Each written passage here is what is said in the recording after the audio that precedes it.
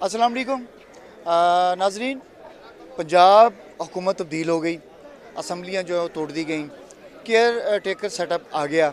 इस वक्त एक मरतबा फिर पंजाब की जो सियासत है उसके अंदर हलचल मच चुकी है। गिरफ्तारियों का अमल शुरू हो चुका, मुकदमात भी दर्ज किए जा रहे हैं। तो सीनियर वकील मेरे साथ मौजूद हैं, उनसे भी बात करते हैं कि वो पंजाब की सियासत को कैसे देख रहे हैं, मुल्क की मौजूदा सियासी सूरत हाल से वो उनका क्या कहना है। सर, नाम क्या है? Chaudhary Waseem Ahmed Chechi, advocate, vice chairman Istiqlal party. अच्छा सर, असम्बलियाँ टूटी, आप क्या देखते हैं? इमरान खान साहब का ये फैसला कैसा था? जो कुछ भी हो रहा है और पर्टिकुलरली ये जो तकरीबन जो साल 2 साल 1.5 साल है, मैं बड़े इख्तिसार से ये बात कहूँगा कि जो भी हुक्मरान आ रहा है कॉन्स्टिट्यूशन को ओबे नहीं कर रहा।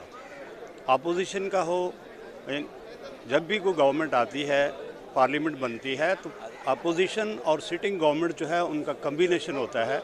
और ये सारे यानी हालात में ये देखा गया कि पार्लियामेंट में बैठे पार्लियामेंटेरियन जो हैं वो दोनों जो अपोजिशन और गवर्नमेंट जो है उनका कम्बिनेशन नहीं रहा, एक दूसरे के साथ उनका तावन नहीं रहा, कोऑपरेट नहीं किया।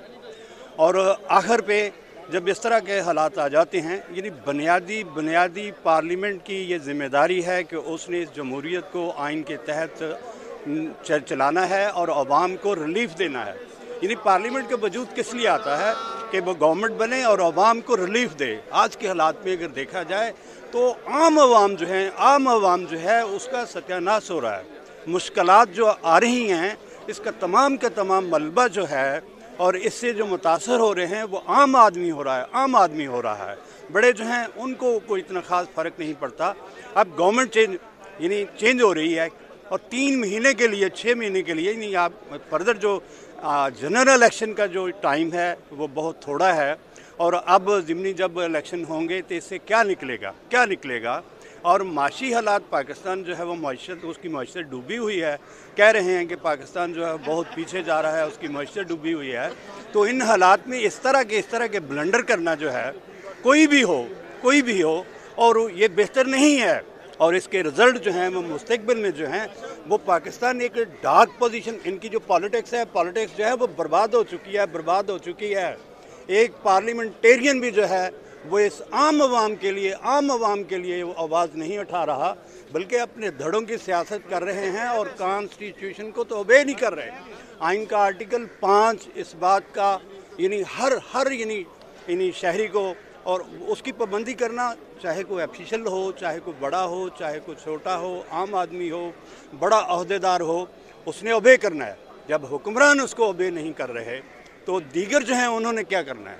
पाकिस्तान में अदम इस्तेहकाम और बुनियादी जो है वो कॉन्स्टिट्यूशन जो है उसको कुछ समझा ही नहीं जा रहा है। जो आ रहा है वो कहता है मेरी ज़ात से कॉन्स्टिट्यूशन निकल रहा है, मैं ही सच्चा हूँ, मुझे ही ओबे किया जाए। ये बहुत यानी एक अच्छा यानी रिवाज नहीं है। इसका नुकसान जो है वो मुल्क को कौम को हो रहा है और मुल्क जो है आवाम जो है भुगत रही है। आपने बात कही कि ये जो इलेक्शन हैं और इससे फ़ायदा होगा या नुकसान होगा, ये तो वक्त बताएगा। लेकिन मैं यूँ समझता हूँ कि ख़ुद अपनी हुकूमतों को तहलील कर देना ये दनाई की बात नहीं है।